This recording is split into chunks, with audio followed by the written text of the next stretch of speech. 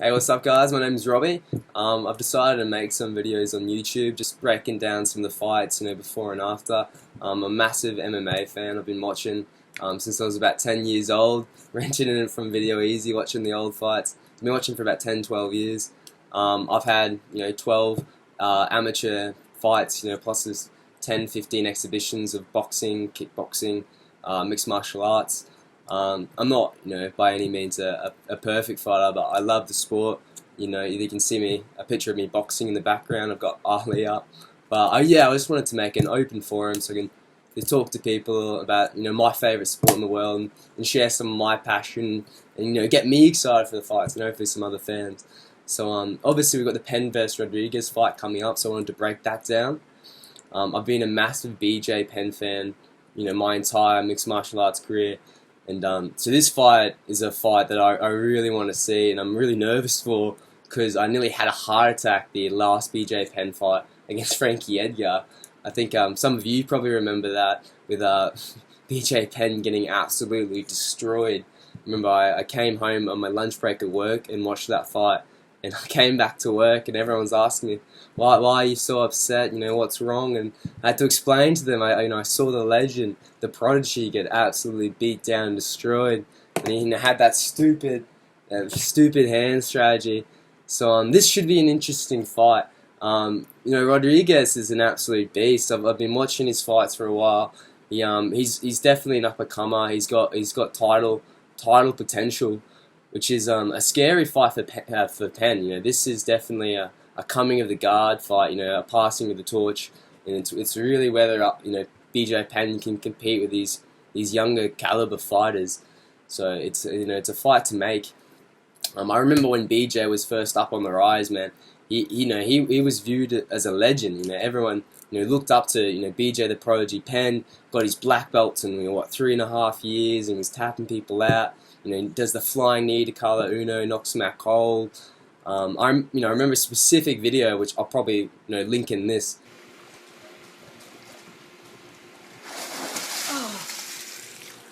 3 feet. Where he's in the pool and he jumps like 1 meter out of the pool, and I remember me and my friends in high school were showing each other the videos and going, "Look how good this guy is! He's a natural athlete." But with this fight, I'm nervous for BJ, especially after that last Frankie fight. You don't know where his head is. I know he's training with Greg Jackson now, which is good. He's training with other legends like Diego Sanchez and John Jones and things like that. But it's definitely a tough fight for him. This fight definitely, I don't think BJ is going in there to lose. One fight that I really do comes to mind to me was definitely the Tito versus Lyoto Machida fight. Not like when I watched this, I thought Tito was going into a slaughter.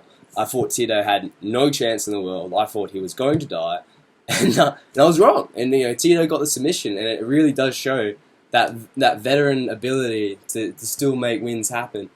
Even in these unpredictable situations against these crazy up and comers. And you got to remember, BJ's tough as nails. He's always had a chin. Like, he's never been easily knocked out. He's always stood in there. He's got the takedown defense for the gods. He's stupidly flexible. He can get his, GSP used to struggle to take him down. He's the prodigy. He's a natural freak. But there's a massive age gap, and Rodriguez is a freak. Like, I'm a massive fan of Rodriguez. It's one of those things. I had seen most of his fights, watching him, but I hadn't. Before I made this video, I went back and watched a fair few of them, and I hadn't realized just how much of a natural freak this guy was. I was watching his most recent fight, and he came out there like a bull on fire, throwing anything but the kitchen sink. Throwing 9 spinning wheel kicks in a row. The combos he throws, it's jab to right hand to left hook to spinning wheel kick to right hand to spinning back fist to wheel kick to, and you're like, and the craziest thing about that fight was he was in the third round, he still couldn't get tired, which boggled my mind. He was coming out there and working so hard, yet he could still keep putting the pressure on in these later deeper rounds. Even in the 5th round, this is a 5-round fight. one other thing, obviously I want to talk about is kind of, BJ's mindset. I think it's pretty notorious that he's got a bit of a community surrounding him, Hawaii, and people build him up to be the legend, as we all do. And I'm a little scared for BJ in that sense. I think his head might be a bit bigger than his actual boots for this one, because I don't know why he'd accept a fight against Rodriguez, the up and comer. And it reminds me of Dan Hardy. He turned down the fight against Mickey Gall, but because of that age difference. And he goes, why would someone like a veteran like me fight this new up and comer? I don't have to prove anything. He has something to prove. I don't. I should be fighting other people who have proven themselves, and it's a technique battle rather than that of speed and power. Now I thought I'd be all for that. I would love to see a BJ Diego rematch. They're in the gyms at the moment, but fights like that, BJ fighting other legends would be a lot more entertaining to me. So this fight scares me. The route that I see BJ getting the victory is when I was watching the Andre Fili fight against Rodriguez. Is Andre Fili actually dropped Rodriguez with this really, really solid. I believe it was a straight right. It could be a straight left. I'm not too sure. It was a straight punch right down the pipe. And Rodriguez is an absolute freak. He throws his crazy kickboxing kicks and yada yada yada. But his actual, I come from a boxing background. His actual boxing's pretty average, if you give my opinion. Very rarely has his hands up. He very rarely breaks that center line with his head.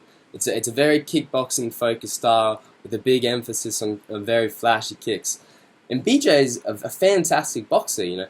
He was the true installation of like a jiu-jitsu guy adapting boxing to his arsenal and being like a high level boxer, working his jab, working his footwork. So I can see a route to victory for BJ, with that straight punches down the pipe. As Rodriguez comes in flowing all these crazy kicks, BJ just throwing down the pipe, he might be able to clip it. So I wouldn't be surprised. I think BJ is definitely in there for a chance. If you're asking for my pick, I think Rodriguez is going to kill him. I think it might be around. I think it might be a couple of rounds. I think BJ is too tough to go out in the first round, which is why it scares me. I think he might take a bit of a beating and get dragged into deep waters where his cardio. BJ's never had good cardio. I don't think he'll have good cardio for this fight. And get dragged into deep waters and start to drown, and then probably get knocked out in the second or third. But that's my pick. I'll probably put a bit of money on it. Maybe not, because I always say rule of thumb: never bet against BJ Penn, never bet against the Diaz brothers. The two rules.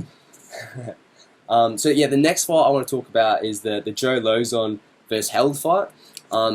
Pretty interesting fight. It's a bit of a jiu-jitsu battle.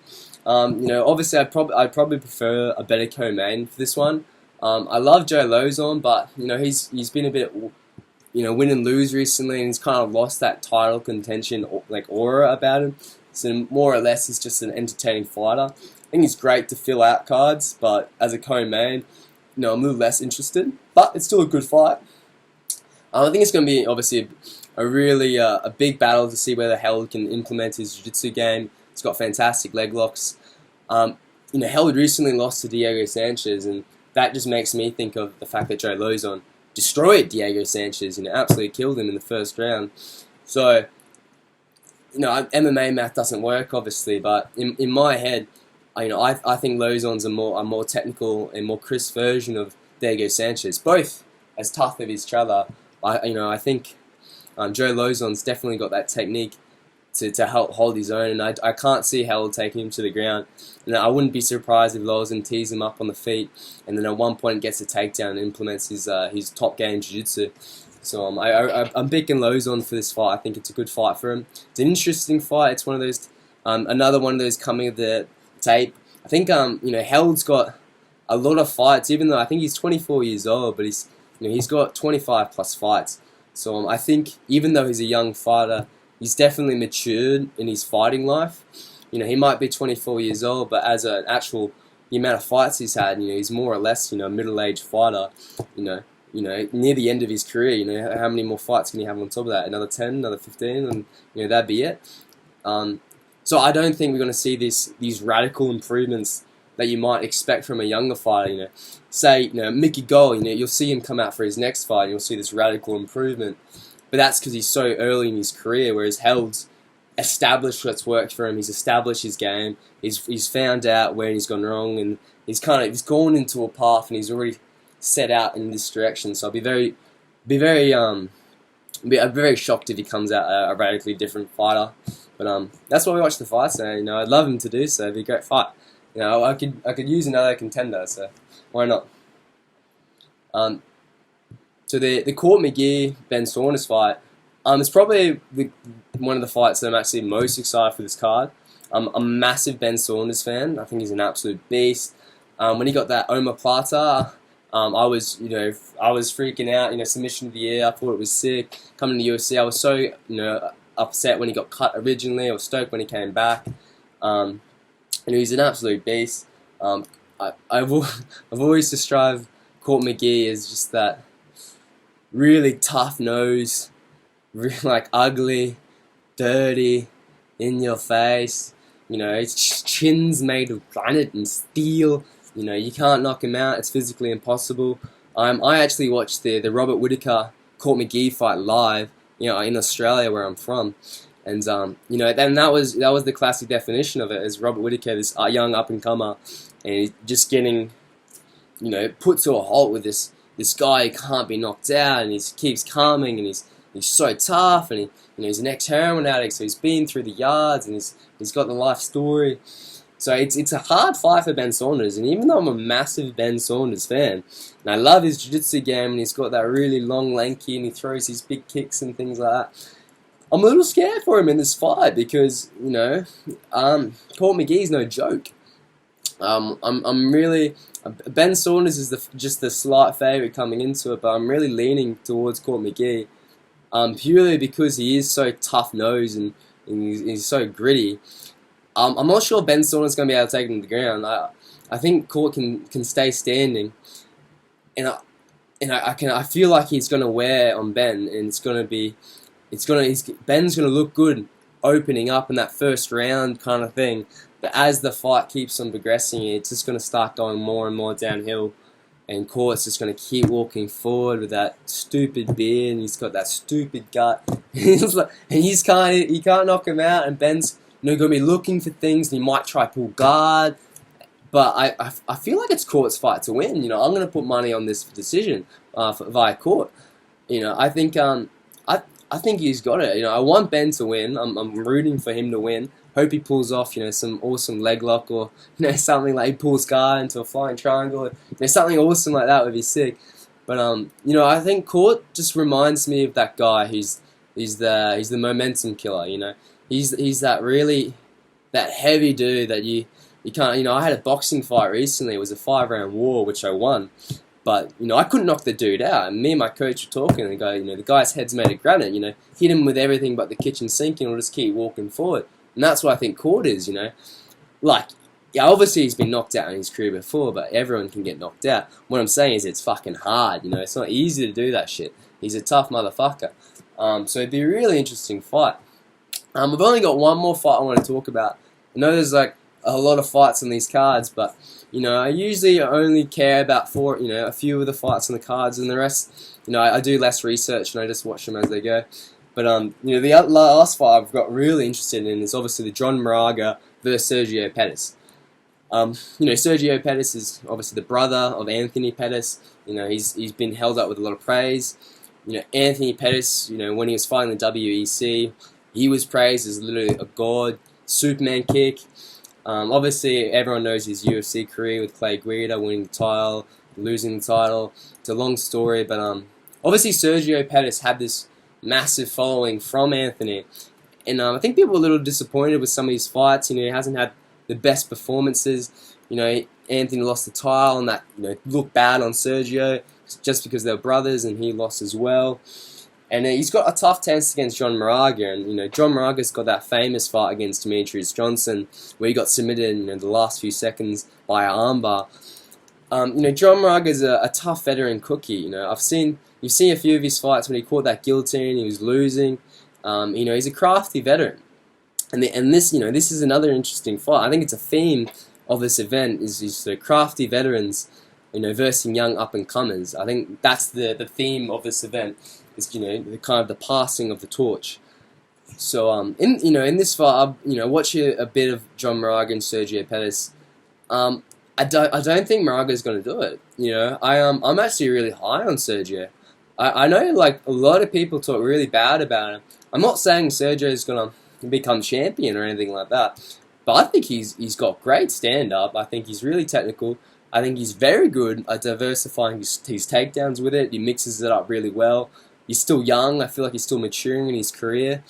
It's not easy to win fights in the UFC, and just because he loses a couple doesn't mean he's this washed-up bum. And people watched Anthony lose the belt and he's had a bit of troubles, and they just assume that Sergio's going through these same troubles, but he's just going through a teething process. And I'm really high on him. I think he's going to go really well this fight.